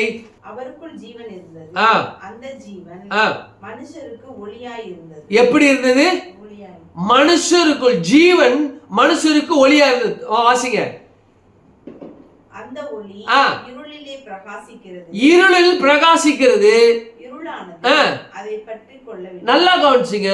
ஒளிய இருள் ஒருபோதும் பற்ற முடியாது, தன் காலின் கீழே வைக்க முடியாது. இருளை வெளிச்சம்தான் பற்றும். வெளிச்சத்தை ஒருபோதும் காரிருள் என்ன செய்ய முடியாது, அது மேல ஆளுகை செய்ய முடியாது. இதுதாங்க அற்புதம். அப்ப தேவனாகிய கர்த்தர் என் மேல உதிக்கிறார் என்றால், உதிக்கிற இந்த வெளிச்சத்துக்குள்ள நான் இருக்கிறபடினால, வெளிச்சத்தின் வெளிச்சத்தை நான் காண்கிறபடினால, இந்த உலகம் காண்கிறபடினால, இந்த உலகம் காண்கிற இந்த வெளிச்சத்தின் வெளிச்சத்துக்குள்ள இருள் என்ன செய்ய முடியாது. வெளிச்சத்துக்குள்ள வெளிச்சம் காண்கிறபடினால இருள் என்ன செய்ய முடியாது, ஒருபோதும் வெளிச்சத்திற்கு மேல அதிகாரம் செலுத்த முடியாது. அப்படின்னா 2026 வெளிச்சத்தை காண்கிற வெளிச்சத்தின் பிள்ளைகள், வெளிச்சத்தின் மேல் வெளிச்சத்தின் பிள்ளைகளாக இருக்கிற நம்மேல இருள் ஆதிக்கம் செலுத்த முடியாது. ரீகா பாலா ஹாரா மானா தேலேனி ஹந்தேரி அந்த ஒருபோதும் வெளிச்சத்துக்கு மேல இருள் ஆதிக்கம் செய்யவே முடியாதுங்க. நடைபெற வாழ்க்கையில பார்க்கிறோம் இல்லையா? இப்போ ஃபோக்கஸ் லைட்லாம் இருக்கு, திடீர்னு ஆஃப் ஆயிடுதுன்னு வச்சுக்கோமே, ஒருத்தரை ஒரே பார்க்க முடியாது. நாம 12 மணி 2026 கடந்து 12:20 இருக்கும். அப்ப என்ன செய்ய, திடீர்னு கட் ஆயிடுச்சு அப்படின்னா ஒருவரை ஒருவர் பார்க்க முடியாது. ஆனா பார்க்க முடியாத நிலையில திடீர்னு கரண்ட் வந்துருச்சுன்னு வருங்க, கரண்ட் வந்துருச்சு, இருளே நீ போயிடு, வெளிச்சம் வந்துருச்சு, ஆகையினால வெளிச்சம் எரிஞ்சுக்கிட்டு இருக்கு, நீ போயிடு அப்படின்னு யாரும் சொல்ல வேண்டியது இருக்கா? இல்ல. வெளிச்சமானது இருள் மேல ஆதிக்கம் செலுத்துமே தவிர இருள் வெளிச்சத்தின் மேல் ஒருபோதும் ஆளுகை செய்ய முடியாது முடியாது முடியாது. இருளுக்கு வல்லமே கிடையாது, வெளிச்சத்திற்கு மாத்திரம்தான் வல்லமை. ஆகையினால இதே வெளிச்சத்தின் பிள்ளைகளாக இருக்கிற நான், தேவனாய் கர்த்தர் என் மீது உதிக்கிறபடினால நான் எல்லாவற்றின் மீது ஆளுகை செய்வேன், எல்லாவற்றையும் கீழ்ப்படுத்துவேன், எல்லாவற்றையும் நான் ஆண்டு கொள்ளுவேன் என்ற ரீதியில தேவனாகிய கர்த்தர் 2026 என்ன யாரும் ஆள முடியாது, நான் தானே ஆளுவேன். இதுதான் தேவனாகிய கர்த்தர் என் மேல உதிக்கிறது. ஆமென், அல்லேலூயா. அப்ப தேவனாகிய கர்த்தர் என் மீது எப்படி உதிக்கிறார் என்றால், வாசிங்க 119 130 வாசிங்க சங்கீதம். உம்முடைய வசனத்தின் பிரசித்தம் வெளிச்சம் போதும். உம்முடைய வசனத்தின் பிரசித்தம் வெளிச்சம் அப்படிங்கிறது. அப்ப இந்த வெளிச்சம் என்னிலிருந்து எப்படி வருகிறது அப்படின்னா, வேதமும் வேத வசனமும் தேவனும் என்ற நிலையில இருக்கிறபடினால, எங்கெல்லாம் நான் வேத வசனம் என் மனசுக்குள்ள இருக்கிறதோ, எங்கெல்லாம் தேவனுடைய வசனத்தை நான் வச்சிருக்கிறோம், தேவன் எனக்குள்ள வச்சிருக்கிறேன், தேவன் எனக்குள்ள வாழ்கிறார். வசனத்தை நாம இருதயத்துக்குள்ள வைத்திருக்கும் பொழுது தேவனை வச்சிருக்கோம். அப்போ எந்த சூழ்நிலைக்கு இந்த பிரசன்னமானது வெளிப்பட வேண்டுமோ அந்த சூழ்நிலைக்கு ஏற்ற வேத வசனத்தை நாம பேசும் பொழுது அந்த வேத வசனத்துடைய வெளிச்சம் என்ன செய்யும்னா, என்ன இருள் நம்மை தாக்க வந்தாலும் அந்த இருளில் இருந்து தேவனாகிய கர்த்தர் பிரகாசத்தை உண்டாக்கி தேவனாகிய கர்த்தர் என் மேல உதிப்பார்கள். காரிருள், இருள் பூமியும், காரிருள் ஜனங்களையும் மூடும். அப்போ தேவனாகிய கர்த்தர் உதிப்பார், என் மேல எப்படி இருப்பாரு, பிரகாசிப்பார் என்று சொல்லப்படும். அப்ப பாருங்க, ஆண்டவராகிய கர்த்தர் எந்த இடத்துல இந்த 2026 பயணிக்கிற நாம், பயணம் செய்து கொண்டிருக்கிற நாம், அவருடைய பிரசித்தம் நமக்குள்ள வசனத்தின் மூலமாக இருக்கும் பொழுது, அந்த வசனத்தை நாம பயன்படுத்தும் பொழுது அந்த வெளிச்சமானது எனக்குள்ள இருந்து வெளிச்சம் உண்டாவதை இந்த உலகத்துடைய ஜனங்கள் காண்பாக, நானும் காண்பேன், நான் முதல்ல அனுபவிப்பேன், நான் மேற்கொள்வேன், ஆண்டு கொள்வேன், ஆளுகை செய்வேன். ஆமென். ஒரு விளக்கு இருக்கு, மண்ணெண்ணெய் விளக்குன்னா அந்த மண்ணெண்ணெய் விளக்கு எரிவதற்கு எது தேவை, எரிபொருள் தேவை. என்ன எரிபொருள் தேவை? மண்ணெண்ணெய் தேவை. ஒரு டார்ச் இருக்கு, அந்த டார்ச் எரிவதற்கு பேட்டரியோட எரிகிறது. அப்படின்னா அந்த வெளிச்சம், அந்த பேட்டரி எரிவதற்கு என்ன தேவை? பேட்டரி தேவை. எனக்குள்ள இருக்கிற வெளிச்சம் பிரகாசமாய் எரிவதற்கு வசனம் என்கிற இந்த வேதம் என்கிற தேவன் என்கிற வசனமும், வசனம் என்கிற தேவனும் எனக்குள்ள பிரசித்தமாய் இருக்கிற அப்படின்னா நான் பிரசித்தமாய் இருக்கிறேன். ஆமென், அல்லேலூயா. அடுத்தது 2024 அவருடைய மகிமை என் மேல் காணப்படும். அப்போ மகிமை என்று சொல்லப்படுகிற அந்த வார்த்தை எபிரேய வார்த்தை கபோட் என்று சொல்லப்படுகிற வார்த்தை, KABODE, கபோட் என்று சொல்லப்படுகிற வார்த்தை. கிரேக்க வார்த்தையில டாக்ஸாக் என்று சொல்லப்படுகிற வார்த்தை. இது ரெண்டு என்ன சொல்றாங்கன்னா, அதாவது மகிமையை குறித்து சொல்லும்போது, இந்த மகிமையை குறித்து சொல்லும்போது பிரைட்னஸ் என்று சொல்றாங்க, த மோஸ்ட் க்ளோரியஸ் கண்டிஷன் அப்படிங்கிறாங்க. அடுத்தது த மேக்னிஃபிசன்ட் என்டிட்டி அப்படிங்கிறாங்க. அதாவது இந்த மகிமை குறித்து சொல்லப்படும். இந்த எபிரேய வார்த்தை காபோட் என்று சொல்லப்படுகிற இந்த எபிரேய வார்த்தை abundance of glory அப்படிங்கிற வார்த்தை எல்லாரும் பேசுறாங்க. அதாவது மகிமையினுடைய பரிபூர்ணம், அதுதான் அங்க இங்கே சொல்லப்பட்டிருக்கு. எங்க சொல்லப்பட்டிருக்கு? ஏசாயா 60:2 சொல்லப்பட்டிருக்கு என்று சொல்றாங்க. இதை எதை அவங்க உணர்த்தி சொல்றாங்க அப்படின்னா, அதாவது மகிமை என்று சொல்லப்படுகிற காரியம் நம்ம ஏற்கனவே தியானிச்சிருக்கிறோம், நாம ஜெபம் என்கிற தலைப்பின் கீழே தொடர் போதனையில் இந்த மகிமை குறித்து நம்ம தியானிச்சிருக்கிறோம். ஆகையினால என்றாலும் ஒரு சின்ன ஒரு பிரீஃப் நான் உங்களுக்கு கொடுக்க நான் ஆசைப்படுகிறேன். எப்படின்னா மகிமை கிட்டத்தட்ட 5 நிலைகளில் இவைகள் காணப்படுகிறது. மகிமை எப்படி இருக்கிறது அப்படின்னா, செல்வத்தினால என்ன செய்கிறது? மகிமை வருகிறது. இரண்டாவது, புகழ்ச்சியினால மகிமை வருகிறது. இன்னொன்று, வேலை செய்கிற வேலையின் அனுபவத்தினால மகிமை வருகிறது. அடுத்தது, அறிவு புத்தி என்கிற நிலையில மகிமை வருகிறது. இன்னொன்று, பதவியினால் எனக்கு என்ன செய்கிற வருகிறது. ஆறாவது ரொம்ப முக்கியம், தேவனால் எனக்கு மகிமை வருகிறது. சொல்லப்பட்டிருக்கு, அவருடைய மகிமை என் மேல உதிக்கும் அப்படின்னா உலகத்துடைய மகிமையும் என் மேல இருக்கும், அவருடைய மகிமை என் மேல இருக்கும். அல்லேலூயா. உலகத்துடைய மகிமை என்ன பாருங்க. இந்த உலகத்துடைய மகிமை ஆண்டவராக இயேசு கிறிஸ்து 2025 ஆண்டுகளுக்கு முன்பாக இந்த பூமியில இருந்த பொழுது பிசாசு ஒரு உயர்ந்த மலையில கொண்டு போய் உலகத்துடைய எல்லா மகிமை காண்பிக்கிறான். எல்லா மகிமைனா செல்வங்கள் என்று அந்த இடத்துல இருக்கு. எல்லா செல்வங்களையும் காமிச்சு, ஏன்னா ஆண்டவராக இயேசு கிறிஸ்து வெள்ளியும் பொண்ணு என்னுடையது என்று சொன்ன தேவன் இங்க வந்திருக்கா, மனுஷராக வந்திருக்கிறாரு. எல்லா மகிமை, ஐயோ இவ்வளவு இருக்கா, சூப்பர் சூப்பர் சொன்னாரா? இல்லை. உலகத்தின் மேல உயர்ந்த மலையின் உச்சியில கொண்டு போய் உலகத்தினுடைய சகல மகிமை அவருக்கு காண்பித்து என்ன தாழ விழுந்து பணியும் இவைகளாம் உங்களுக்கு கொடுக்கிறேன், எனக்கு ஒப்பு கொடுக்கப்பட்டிருக்குங்கிறான். அப்ப மகிமைனா செல்வம் ஒரு மகிமை. ஒரு சென்னையிலேருந்து திருச்சி வரோம், டிராஃபிக்கில் நம்ம மாட்டியிருக்கோம். அப்போ ஒரு குழந்தைய வச்சுக்கிட்டு ஒரு பெண்ணு அல்லது யாராவது ஒரு ஐயா கை போன நிலையில் அப்படியே பிச்சை எடுத்துகிற ஐயா ஏதாவது கொடுங்க அப்படின்ட்டு டோரை தட்டி கேட்குறாங்க அப்படி வச்சுக்கோ. அவர் டைரெக்டாக போய் சிஎம்ஐயோ பிஎம்ஐயோ டைரெக்டாக நான் வந்திருக்கேன் போய் சொல்லுங்கள் கதவை தருங்க அப்படி போக முடியுமா? முடியாது. ஏன்? அவர்கிட்ட செல்வம் இல்லை. இதே இது இலான் மஸ்க் அவரு சிஎம் பார்க்குறாரு அல்லது பிஎம் பார்க்குறாரு அப்படின்னா எப்போ வர்றாரு சொல்லுங்க, எந்த நேரத்துக்கு வர்றாரு சொல்லுங்க. ஏன்னா இவங்க பீரியடை இவங்க நேரத்தை இவங்க நேரத்தை அதுக்கு அவங்க பார்க்கறதுக்கு அலோகேட் பண்ணுவாங்க. கதவை தட்டி ஐயா ஏதாவது கொடுங்க அப்படின்னு சொன்னா இலான் மஸ்க்கு அங்கேருந்து ஃபோன் பண்ணுதா, இலான் மஸ்க் வர்றாரா? ஏன்? செல்வத்தின் மகிமை. செல்வத்தின் மகிமை. அடுத்தது மகிமை புகழ்ச்சி. இந்த உலகத்துல யாரும் செய்ய முடியாத காரியத்தை ஒருத்தர் செய்துட்டா அல்லது ஆற்றிவிட்டார் என்றால் அந்த ஆற்றப்பட்ட அந்த செயலுக்காக அவனுக்கு புகழ்ச்சி உண்டாகும். அந்த புகழ்ச்சியினால இவர் யார் தெரியுமா? அவர் புகழ்ச்சி மகிமை.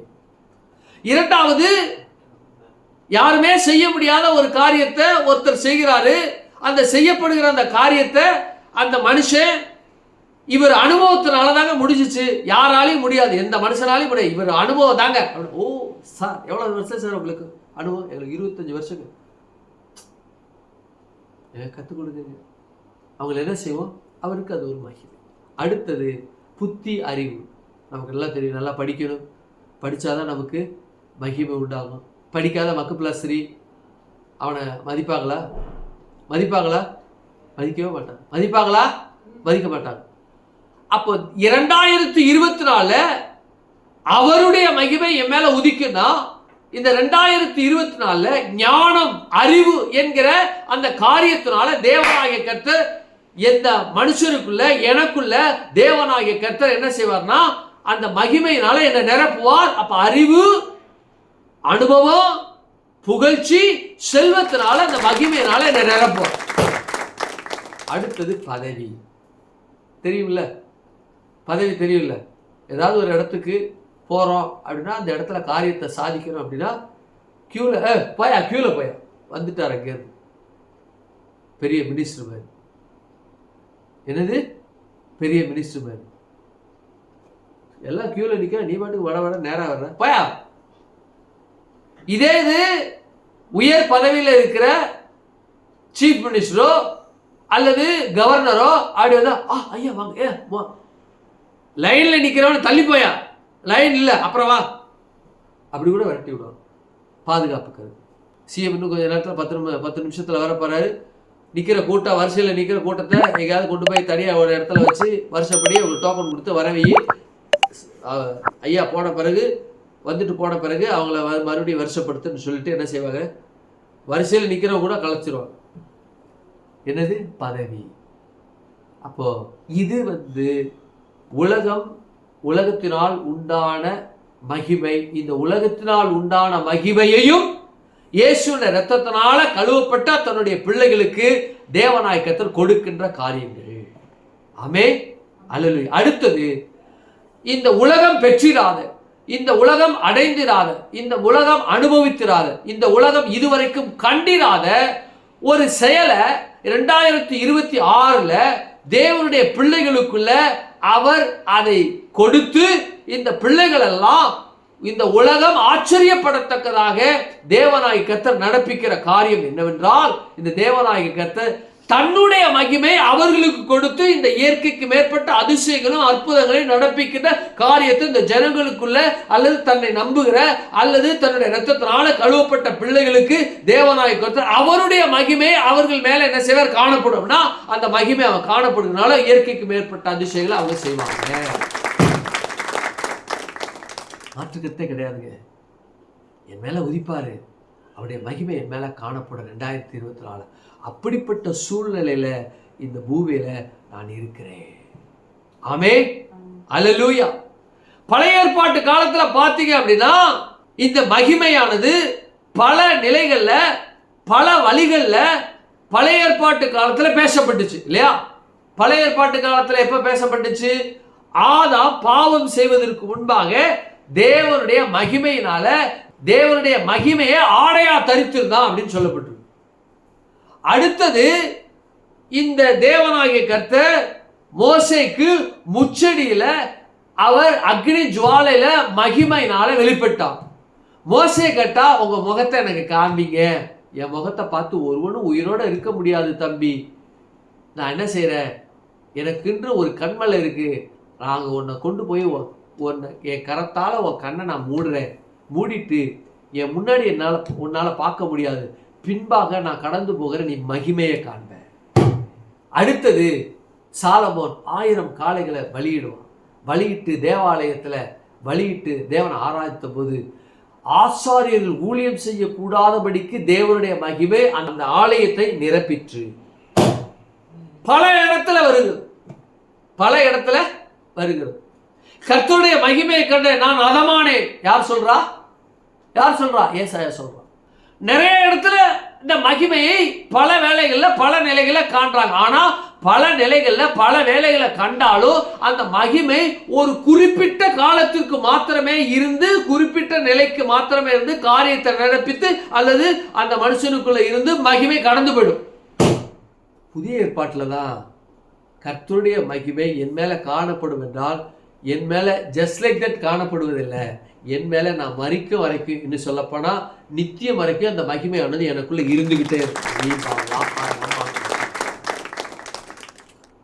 மகிமையை குறித்து பேசணும்னா ரட்சிப்பின் மூலமாக தேவன் தன்னுடைய மகிமையை ஆண்டவராகிய கர்த்தர் இரத்தத்தின் மூலமாக ஆண்டவராகிய கர்த்தர் ரட்சிக்கப்படுவர்களுக்குள்ள இந்த மகிமையை வைத்திருக்கிறபடினால ஏசாயா 60:2 படி இந்த 2026 முழுவதும், இன்னும் சொல்ல போனா நான் வாழ்கின்ற காலம் முழுவதும், இன்னும் சொல்ல போனா என் ஜீவிய நாட்கள் முழுவதும், இன்னும் சொல்ல போனா நித்தியம் வரைக்கும் இந்த மகிமை எனக்குள்ளே காணப்படும். ஏனென்றால் அவருடைய வார்த்தை பூமிக்கு மாத்திரமல்ல நித்தியத்திற்கும் அது பயணிக்க கூடியதாக இருக்கிறது. இந்த மகிமை எனக்குள்ளிருந்து காணப்படுவதை நான் முதல்ல பார்ப்பேன். இந்த மகிமை காணப்படுகிறது எனக்கு முன்பாக இருக்கிறவங்க பார்ப்பாங்க. இந்த மகிமை காணப்படுகிறது என்னுடைய பிள்ளைகள், என்னுடைய மனைவி, என்னுடைய கணவன், என்னுடைய நண்பர்கள், என்னுடைய சகோதரர்கள் காண்பார்கள். ஏனென்றால் தேவனுடைய மகிமை காணத்தக்கதாக தான் வெளியரங்கமாகும். பாருங்க, தேவனாகிய கர்த்தர் எனக்குள்ள அப்படிப்பட்ட ஒரு காரியத்தை வைத்திருக்கிறார். 2026 ஏசாயா 60:2 படி கர்த்தர் என்மேல் உதிப்பார், அவருடைய மகிமை என்மேல் காணப்படும் என்ற வார்த்தையோடு நமக்குள்ளிருந்து பயணிக்கிறார். நாம் இருளின் பிள்ளைகள் அல்ல, வெளிச்சத்தின் பிள்ளைகள். நான் மகிமையற்ற பிள்ளை அல்ல, மகிமையின் பிள்ளை. ஆகவே இந்த ஒளி இல்லாத பிள்ளை போல நான் வாழ்வது இல்லை, ஒளி உள்ள பிள்ளை போல நான் வாழ்வேன். மகிமை இல்லாத பிள்ளை போல நான் வாழ்வதல்ல, மகிமையின் பிள்ளையாக இருப்பேன். ஏனென்றால் தேவன் எனக்குள்ள வாசம் பண்ணுகிறார். இந்த வாசம் பண்ணுகிற தேவன் 2026 மாத்திரமல்ல, என் ஜீவிய நாட்கள் முழுவதும் இந்த வார்த்தையின் மூலம் பயணிக்கிறார்.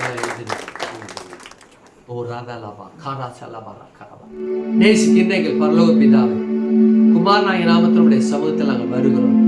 ஆண்டவரே, இந்த 2026 வாக்குத்தத்தம் என்று சொல்லப்படுகிற அந்த வார்த்தையானது பூமியில் நடைபெற போகிற சம்பவங்களில் இந்த வார்த்தையானது எனக்குள்ள எப்படி என் தேவனாய் கர்த்தர் காரியங்களை நடப்பித்து என்னை எப்படியெல்லாம் வைப்பார் என்பதை குறித்ததான அந்த காரியத்துக்குள்ள எங்கள் மேல் உதிக்கவும், உம்முடைய மகிமை எங்கள் மேல் காணப்படவும் நீர் எங்களுக்கு கிருபை பாராட்டினபடினால மக்கள் நன்றி.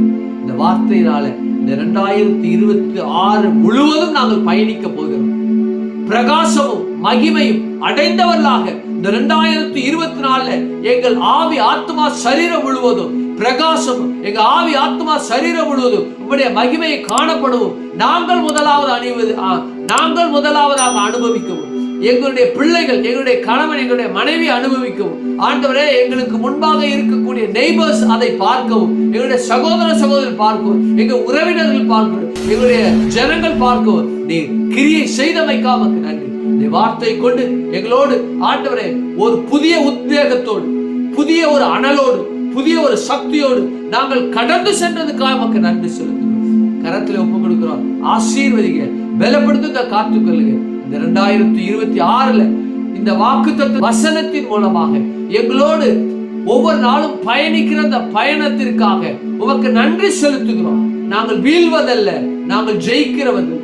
நாங்கள் இருளின் பிள்ளைகள் அல்ல, நாங்கள் வெளிச்சத்தின் பிள்ளைகள்.